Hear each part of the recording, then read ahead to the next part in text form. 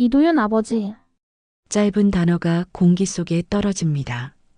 정호의 눈꺼풀이 크게 떨립니다. 선영의 손이 입을 가립니다. 저희는 잠시 침묵이 흐릅니다. 바람이 낙엽을 밀고 지나갑니다. 아버지의 딸입니다. 늦가을 산자락 공기가 차갑습니다. 회장 이정호는 검은 코트를 여며 줍니다. 부인 한선영은 작은 꽃다발을 품에 꼭 안습니다. 두 사람의 걸음이 묵직합니다. 낙엽이 밟힙니다. 말소리는 없습니다. 해마다 오던 길이지요. 그러나 오늘은 유난히 멀게 느껴집니다. 작은 언덕을 돌아서자 회색 묘비가 눈에 들어옵니다. 사랑하는 아들 이도윤이라고 새겨져 있습니다. 글자마다 세월이 달았습니다. 선영은 숨을 고릅니다. 손끝이 떨립니다. 정호는 시선을 피합니다. 묘 앞에는 하얀 국화 한 다발이 이미 놓여 있습니다. 두 사람이 가져온 꽃과는 다른 포장입니다. 정호는 잠시 멈춥니다.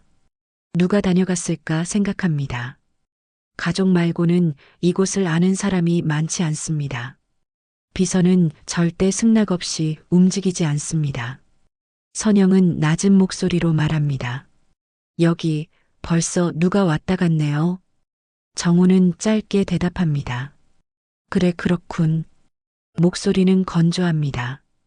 그러나 눈빛은 미세하게 흔들립니다.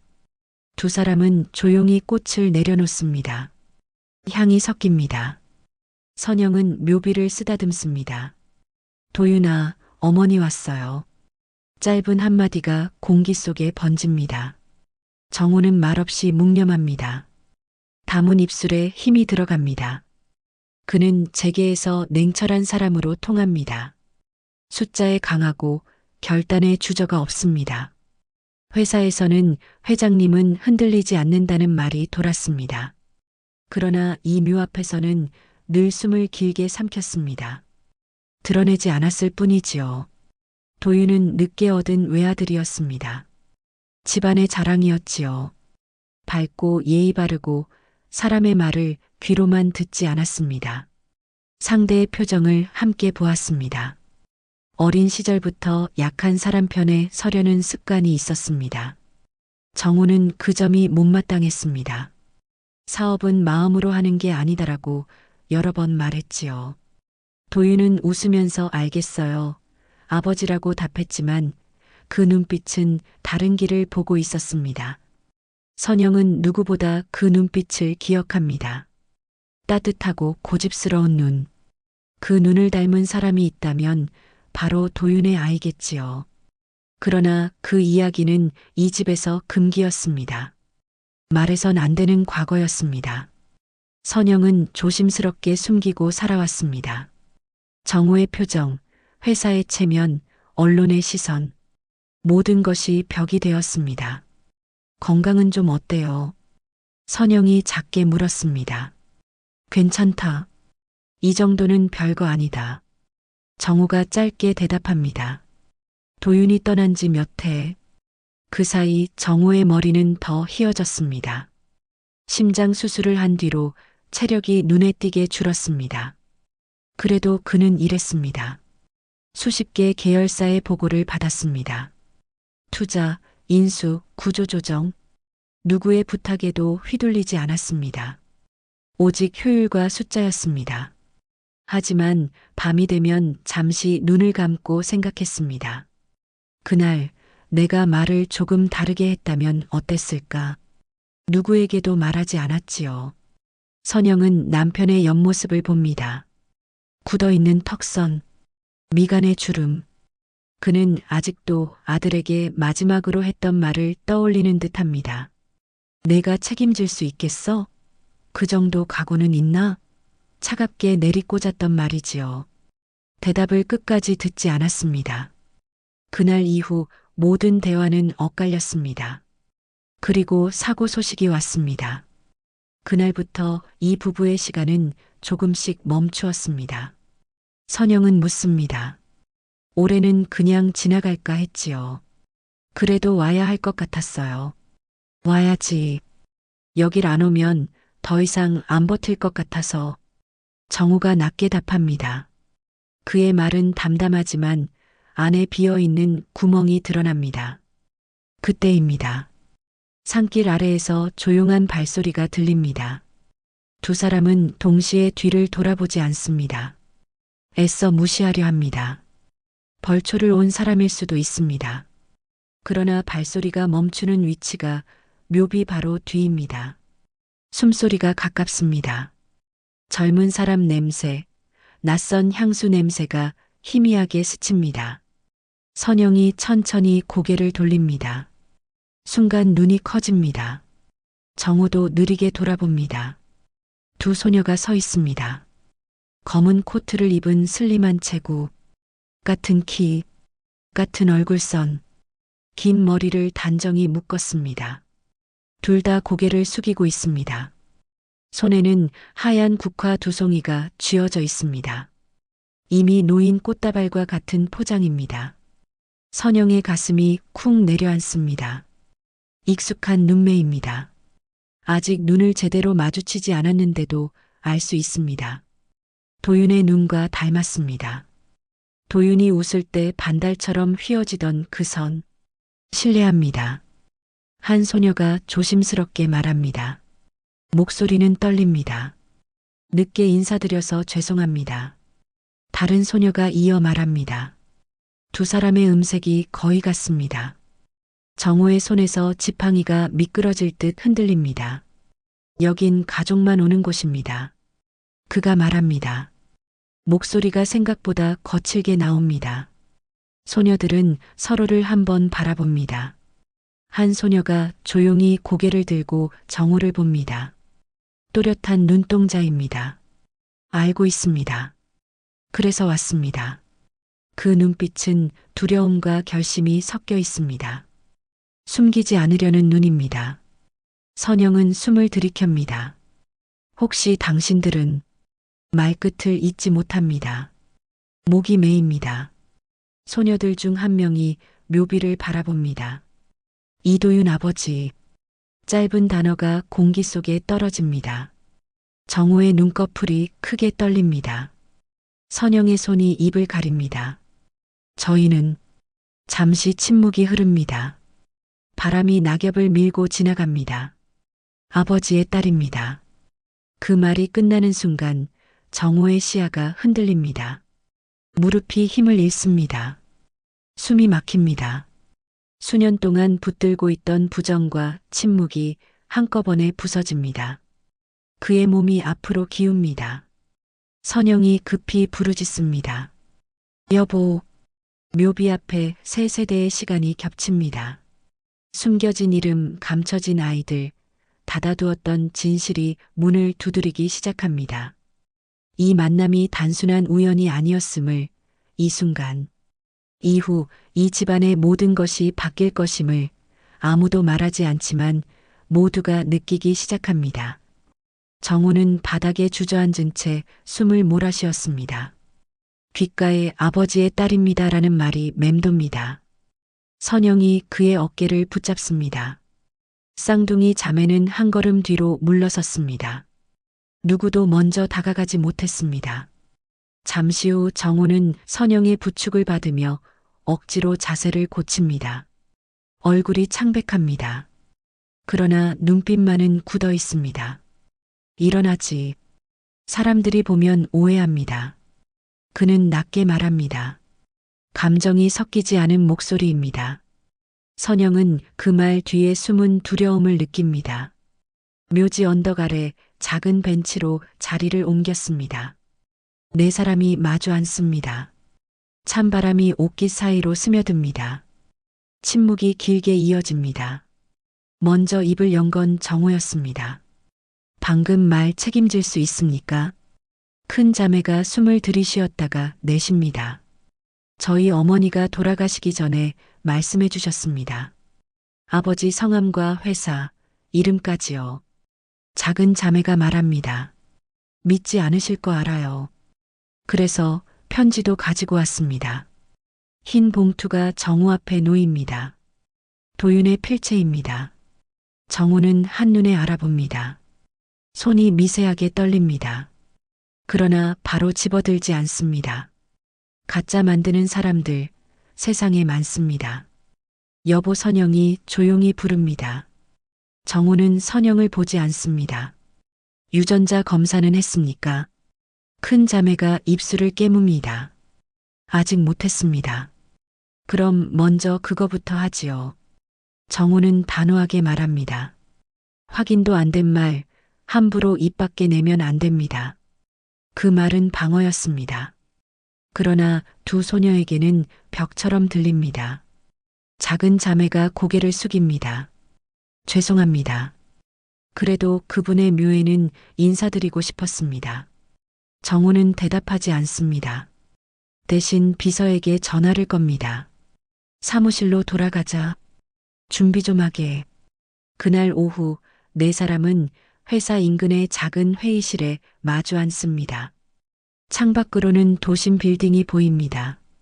공간은 정갈하지만 차갑습니다. 책상 위에는 물과 서류만 있습니다. 정우는 서류철을 펼쳐듭니다. 손에는 평소 이사회 자료를 보던 그 차분한 습관이 묻어납니다. 이름이 뭐라고 했지? 유수아입니다. 유수진입니다. 어머니 이름은 김수진입니다. 나이는 20살입니다. 정우는 짧게 메모합니다. 서류를 넘기며 과거를 더듬습니다. 도윤이 언젠가 했던 말. 책임질게요, 아버지. 그날 자신이 돌려보냈던 얼굴. 그 밤의 침묵. 선영은 옆에서 조심스럽게 묻습니다. 두 분은 지금 어디서 지내세요? 학교 근처 원룸에서 같이 살고 있습니다. 아르바이트 하면서요. 힘들지요. 다들 사는 만큼 사는 거니까요. 작은 자매가 억지로 미소를 지어 보입니다. 그 말투가 도윤과 닮았습니다. 정우는 그 닮음을 애써 부정하려 합니다. 내가 도와달라 한 적 없지요. 큰 자매의 표정이 굳습니다. 도와달라고 온 게 아닙니다. 진실만 알고 싶었습니다. 진실이라. 정우는 짧게 웃습니다. 진실이 뭔지 본인들이 다 안다고 생각합니까? 갈등이 공기 속에 번집니다.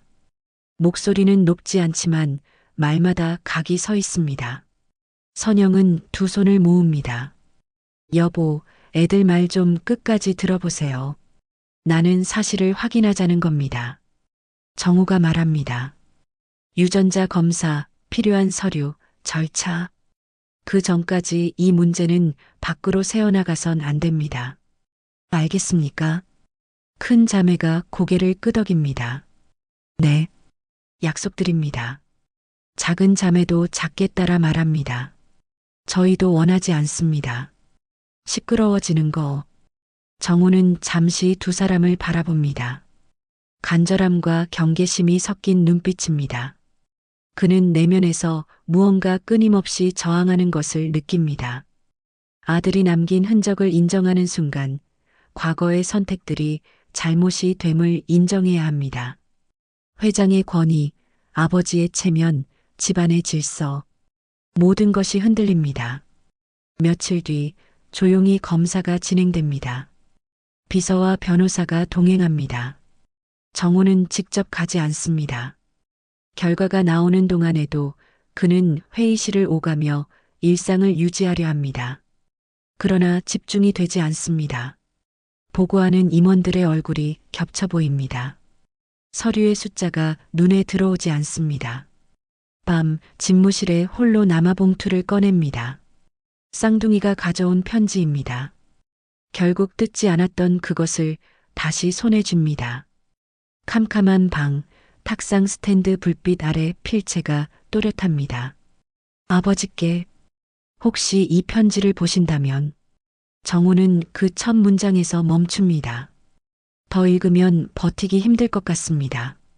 편지를 접어 내려놓습니다. 다시 도망칩니다. 당신 왜 안 읽으세요? 선영이 거실에서 조심스레 묻습니다. 감정에 끌리면 안 되니까. 감정이 문제가 아니고 진실이 문제지요. 정우는 대답하지 않습니다. 대신 뉴스 화면을 켭니다. 재계 소식, 국제 정세, 환율. 익숙한 숫자들이 흘러가지만 하나도 귀에 들어오지 않습니다. 검사 결과는 예상보다 빨리 나옵니다. 변호사가 봉투를 들고 들어옵니다. 회장님, 정우는 손짓으로 말을 자릅니다. 거기까지 말해도 알겠군요. 표정을 숨기려 하지만 눈가가 미세하게 일렁입니다. 선영은 그 순간 모든 걸 이해합니다. 결과는 분명합니다. 그날 저녁 다시 네 사람이 마주 앉습니다. 쌍둥이는 긴장한 표정입니다. 결과는 들었습니다. 큰 자매가 먼저 말합니다. 정우는 잠시 그들을 바라보다가 한마디를 꺼냅니다. 확인했습니다. 그럼, 하지만 그게 다는 아닙니다. 공기가 굳습니다. 너희가 내 아들의 피라고 해서 곧바로 모든 걸 받아들일 순 없습니다. 저희도 당장 뭘 요구하려는 건 아닙니다. 세상은 그렇게 단순하지 않습니다. 언론, 주주, 친척들, 회사 사람들. 한번 새어나가면 돌아가지 않습니다. 정우의 말은 여전히 계산을 품고 있습니다. 그러나 이번에는 도망만은 아닙니다. 책임을 생각하는 목소리입니다. 큰 자매가 말합니다. 저희는 숨으라고 배운 적 없습니다. 하지만 회장님이 감당하셔야 할 자리가 있다는 것도 압니다. 그래서 시간을 드리려고 왔습니다. 정우는 그 말에 고개를 듭니다. 어린 나이에 이런 말을 하는 것이 낯설고 또 묵직합니다. 선영이 조용히 덧붙입니다. 여보, 이제 우리가 선택해야 할 건 체면이 아니라 사람이지요. 정우는 눈을 감았다 뜹니다. 길었던 하루, 길었던 세월이 한꺼번에 떠오릅니다. 아들에게 마지막으로 냉정하게 던졌던 말, 외면했던 소문, 외면한 채 버텨온 자리. 그는 결심까지 가지 못한 채 말합니다. 당분간 학교 생활 계속하세요. 지원이 필요하면 비서에게 말하고. 다만 오늘 있었던 일은 우리 셋 사이에서만 두지요. 큰 자매가 묻습니다. 셋이 아니라 넷이지요. 정우는 잠시 멈춥니다. 그래, 넷. 자매는 서로 눈을 마주 봅니다. 그 말은 아주 작은 인정입니다. 그러나 완전한 수용이 아닙니다. 밤이 깊어갑니다. 네 사람은 각자의 방으로 흩어집니다. 아무도 쉽게 잠들지 못합니다. 정우는 책상 위에 봉투 2개를 올려둡니다. 하나는 도윤의 편지, 하나는 검사 결과. 둘 사이에 오른손을 올려놓습니다. 숨이 무겁습니다. 그는 알고 있습니다. 이 상태로 멈춰둘 수 없다는 것을. 언젠가 이 아이들에게 그리고 떠난 아들에게 응답해야 한다는 것을. 도윤아. 그가 낮게 부릅니다. 아버지가 어떻게 해야 되겠니? 대답은 돌아오지 않습니다. 하지만 마음 한쪽에서 피할 수 없는 질문이 또렷해집니다. 진실을 지킬 것인가, 숨길 것인가, 아이들을 품을 것인가, 선을 그을 것인가. 정우는 눈을 감습니다. 그리고 처음으로 스스로에게 약속합니다. 다음 선택은 예전과 달라야 한다고. 이 결심은 아직 형태가 없습니다. 그러나 이 작은 흔들림이 곧 커다란 변화를 부를 것임을 그는 어렴풋이 느낍니다. 그리고 그 변화가 세 사람 모두를 시험대에 세울 것임도 함께 느끼지요. 며칠째 비가 이어졌습니다. 회장실 창문엔 물방울이 내리막길을 그립니다. 정우는 그 빗줄기를 가만히 바라봅니다. 마음속도 똑같이 젖어 있습니다. 유전자 검사 결과가 나온 지 일주일. 회사 내부에선 이미 눈치가 돌기 시작했습니다. 누군가 자료를 흘린 겁니다. 기사 한 줄이 인터넷을 달궜습니다. 재계 1위 그룹 회장, 숨겨진 손녀 존재설. 정우는 신문을 접어 쓰레기통에 던졌습니다. 얼굴이 굳습니다. 비서가 조심스레 말합니다. 회장님, 주주 쪽에서 문의가 들어오고 있습니다. 그냥 루머라고 해. 예, 하지만 그 아이들 학교에서도 소문이 난 모양입니다. 정호는 말을 잇지 못했습니다. 머리가 지끈거립니다. 그날 저녁 집으로 돌아온 그는 식탁에 앉았습니다. 선영이 조용히 국을 푸고 있습니다. 수아와 수지는 주방을 도우며 어색하게 웃습니다. 저희가 할게요, 아주머니. 괜찮아요. 이제 가족이니까요. 선영이 다정하게 말합니다. 하지만 정호는 숟가락을 들지 않았습니다. 그만하지. 세 사람이 동시에 그를 바라봅니다. 학교에서 무슨 일 있었니? 수아가 잠시 머뭇거리다 대답합니다. 기사 때문에요. 친구들이 묻더라고요. 진짜냐고. 정호의 얼굴이 굳습니다. 거짓이라 해라. 너희가 감당할 수 없는 일이다. 그럼 언제쯤 진짜가 되나요? 수진이 낮게 묻습니다. 정호는 대답 대신 자리에서 일어섭니다. 밥맛이 없다. 문이 닫히고 조용한 식탁만 남습니다. 선영은 젓가락을 내려놓습니다. 수아가 눈시울을 붉힙니다. 며칠 뒤 기자들이 집 근처를 서성입니다. 카메라가 번쩍입니다. 정호는 직원들에게 단속 지시를 내립니다. 입 닫으라고 해. 한마디라도 세면 바로 정리해. 그는 세상을 상대하는 방식으로 이 상황을 막으려 합니다. 그러나 이번엔 상대가 사람이 아니라 가족입니다. 막을수록 흩어집니다.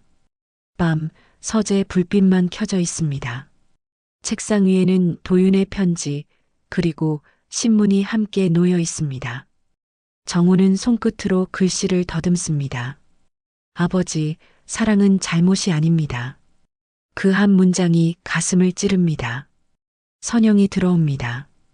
이대로 계속 숨길 겁니까? 지금은 때가 아니야. 언제까지요? 회사 안정되면 그땐 또 다른 이유가 생기겠지요.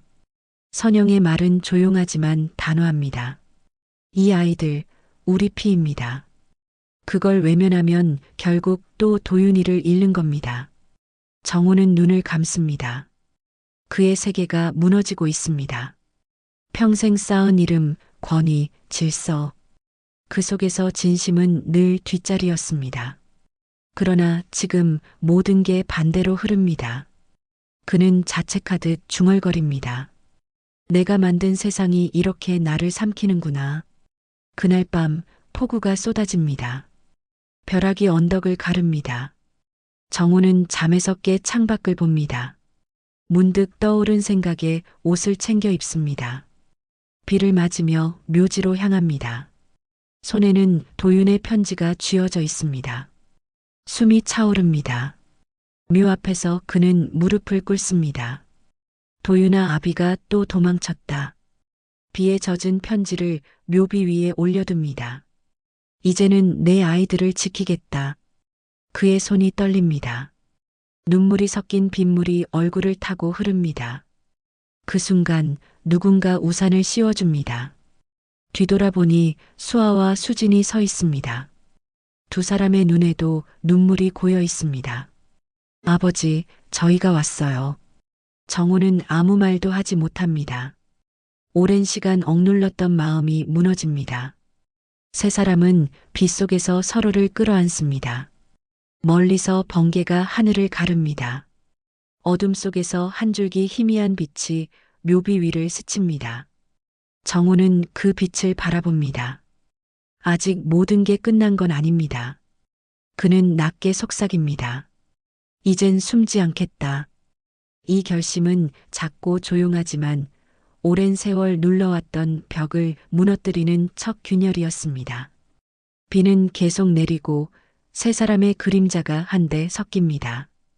절망의 끝에서 처음으로 희망이 피어오르기 시작합니다.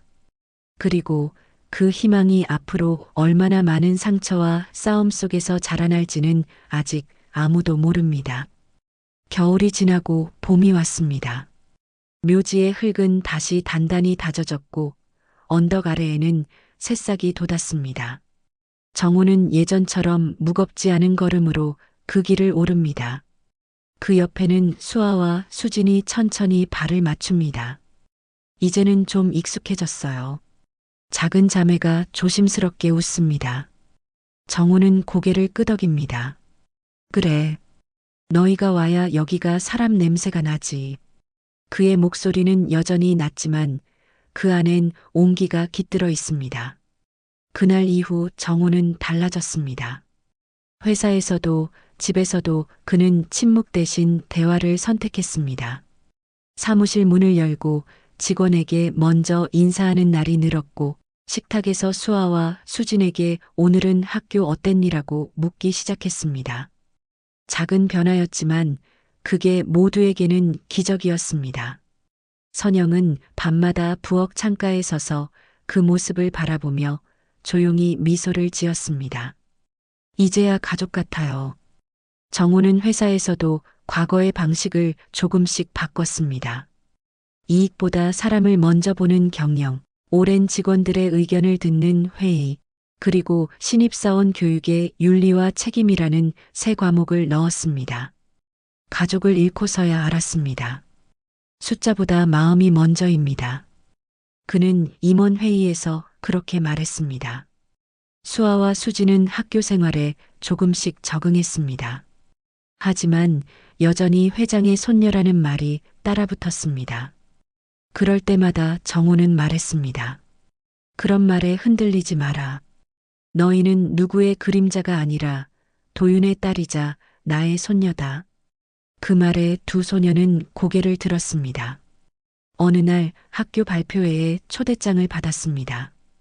두 자매가 직접 기획한 장학 캠페인 영상 상영회였습니다. 영상에는 잊혀진 청년들의 꿈을 돕자는 메시지가 담겨 있었습니다. 관중석 맨 뒤에서 정우는 눈을 떼지 못했습니다. 화면 속에서 두 소녀는 밝게 웃으며 말했습니다. 누군가의 손이 누군가의 꿈이 되길 바랍니다. 그 순간 정우는 깨달았습니다. 이 아이들이 이미 자신보다 더 큰 세상을 보고 있다는 것을, 도윤의 따뜻한 눈을 닮은 이 아이들이 그가 놓쳤던 사랑의 자리를 다시 채워주고 있다는 것을.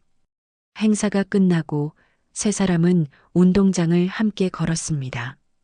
노을빛이 긴 그림자를 드리웠습니다. 정우가 먼저 말했습니다. 오늘 참 잘했다. 수아가 웃습니다. 감사합니다. 아버지라 불러도 될까요? 그는 잠시 멈췄다가 고개를 끄덕입니다. 이제야 그 말을 듣는구나. 선영은 멀리서 그 장면을 바라봅니다. 눈가가 촉촉해집니다. 이제야 도윤이가 웃겠네. 그녀의 속삭임은 바람에 섞여 노을 속으로 흩어집니다. 며칠 뒤 정우는 회사 기자간담회에 섰습니다. 예상과 달리 그는 준비된 대본을 덮었습니다. 저는 한동안 가족을 숨겼습니다. 그리고 그것이 얼마나 큰 잘못이었는지 깨달았습니다. 이제 제 이름으로 제 가족과 함께 새로운 재단을 세우겠습니다. 이름은 도윤 장학재단입니다. 기자석이 술렁였습니다. 그는 담담하게 말을 이어갑니다. 잃었던 사랑을 통해 배운 건 사람의 가치는 숨길 수 없다는 것입니다. 그날 밤 집으로 돌아온 정우는 묘지에서 가져온 국화 한 송이를 식탁 위에 올려놓았습니다. 도윤이가 좋아하던 향이지요. 선영이 말합니다. 정우는 그 꽃을 바라보다가 조용히 답합니다. 이제야 그 향이 따뜻하게 느껴집니다. 그리고 그는 두 손녀를 바라보며 천천히 말합니다. 내가 바꿀 수 있는 건 많지 않지만 너희에게만큼은 부끄럽지 않은 어른이 되고 싶다. 수진이 미소 짓습니다. 그럼 저희는 부끄럽지 않은 딸이 될게요. 세 사람은 그렇게 웃었습니다. 오랜 상처 위에 피어난 웃음이었습니다. 그 웃음 속엔 용서와 새 출발의 약속이 담겨 있었습니다. 창밖에는 봄비가 살짝 내리고 있었습니다. 비 냄새가 창문 틈새로 스며듭니다. 이제 그들에게 남은 건 잃어버린 세월만큼의 사랑을 채워가는 일뿐이었습니다. 그리고 그 길의 끝에는 언젠가 도윤이의 이름으로 다시 피어날 희망이 기다리고 있음을 모두가 알고 있었습니다. 햇살이 부드럽게 마당을 덮었습니다. 회장 저택의 정원엔 작은 잔치가 열리고 있습니다. 도윤 장학재단 창립 1주년 기념식. 테이블 위에는 수많은 꽃과 사진들이 놓여 있습니다. 가운데엔 젊은 시절의 도윤이, 그리고 그 곁에 웃고 있는 수아와 수진의 모습이 함께 담긴 가족 사진이 새로 걸렸습니다. 정우는 조용히 사람들 사이를 걸었습니다. 예전 같으면 이런 행사에서 단 한 번도 미소를 보이지 않았습니다. 그러나 오늘은 달랐습니다. 그의 얼굴엔 자연스러운 온기가 머물러 있습니다. 회장님, 축하드립니다. 직원들이 인사합니다. 정우는 손을 내밉니다. 이제 회장님 말고 이사장이라고 부르세요. 나도 이제 공부하는 사람입니다. 농담 섞인 말에 주변에서 웃음이 터집니다. 무대 위로 수아와 수진이 올라섭니다. 두 사람은 또박또박 마이크를 잡습니다. 이 재단은 누군가의 실패에서 시작됐지만 오늘은 새로운 꿈으로 이어집니다. 우리를 지켜준 모든 분들께 감사드립니다. 박수가 터집니다. 정우는 손가락으로 눈가를 살짝 누릅니다. 그 뒤로 선영이 다가와 나지막이 말합니다. 이제 당신도 웃을 줄 아는 사람이 됐네요. 너무 늦게 배웠지. 늦어도 괜찮아요. 아직은 봄이잖아요. 시기 끝나고 네 사람은 조용히 도윤의 묘로 향합니다. 언덕길에는 새로 심은 벚나무가 줄지어 서 있습니다. 그 가지마다 하얀 리본이 매달려 있습니다. 리본에는 장학금 수혜자들이 남긴 손글씨 메시지가 적혀 있었습니다. 감사합니다. 꿈을 포기하지 않겠습니다. 당신의 이야기가 제게 용기가 됐습니다. 정우는 묘 앞에 앉아 조용히 말합니다. 도윤아, 내가 떠난 자리를 이렇게 채워가고 있다. 그의 목소리는 흔들리지만 평온합니다. 수진이 국화를 내려놓습니다. 아버지, 이제 우리 괜찮아요. 수아가 덧붙입니다. 할아버지께서 우리 손 잡아주셨어요. 선영은 묵묵히 묘비를 닦습니다. 그녀의 손끝이 따뜻합니다. 이제 됐지요. 내가 그토록 바라던 가족이 이렇게 하나가 되었어요. 잠시 침묵이 흐릅니다. 바람이 부드럽게 지나갑니다. 묘비 옆에 흩어진 낙엽이 하늘로 날아오릅니다. 정우는 눈을 감습니다. 그 순간 도윤의 웃음소리가 귓가에 맴도는 듯합니다. 그는 천천히 일어나 두 손녀를 바라봅니다. 이제 너희가 이 집의 주인이다. 나는 조금 물러설 때가 됐지. 수아가 고개를 저으며 웃습니다. 아니에요. 아직 우리에게 배워야 할 게 많아요. 정우는 웃습니다. 그래도 가끔은 너희한테 배우기도 한다. 네 사람은 언덕을 내려옵니다. 하늘은 맑고 바람은 향긋합니다. 그 길 위에서 정우는 문득 걸음을 멈춥니다. 돌아보니 묘비 위에 햇살이 곱게 내려앉아 있었습니다. 그 빛이 마치 도윤이 미소 짓는 얼굴처럼 보입니다. 그는 속으로 중얼거립니다. 사랑은 숨기는 게 아니라 남기는 거였구나. 집으로 돌아오는 길, 차창 밖으로 봄 들판이 펼쳐집니다. 노란 유채꽃 사이로 아이들이 뛰어놉니다. 수아가 창밖을 보며 말합니다. 할아버지, 저기 봐요. 저 애들 꼭 우리 같아요. 정우가 웃으며 답합니다. 그래, 저 아이들도 언젠가 자기 길을 찾겠지. 그날 밤 그는 서재에 홀로 앉아 도윤의 마지막 편지를 다시 읽습니다. 언젠가 아버지가 웃을 날이 오길 바랍니다. 정우는 조용히 편지를 접어 가슴에 넣습니다. 그리고 창문을 엽니다. 달빛이 정원 위로 쏟아집니다. 국화 두 송이가 바람에 흔들립니다. 그 향이 오래된 슬픔을 감싸 안습니다. 이제 그들의 이야기는 끝이 아닙니다. 잃었던 사랑을 되찾은 사람들, 서로의 이름을 다시 불러준 가족. 그들의 내일엔 여전히 아픔의 흔적이 남아있겠지만 그 위에 새 희망이 자라고 있습니다. 정우는 마지막으로 속삭입니다. 도윤아, 고맙다. 내가 남긴 사랑 덕분에 우리가 다시 살아간다. 그리고 그 말이 밤하늘에 닿을 때 묘비 위의 국화가 바람결에 살짝 흔들렸습니다. 그건 마치 멀리서 도윤이 미소로 답하는 듯 했습니다.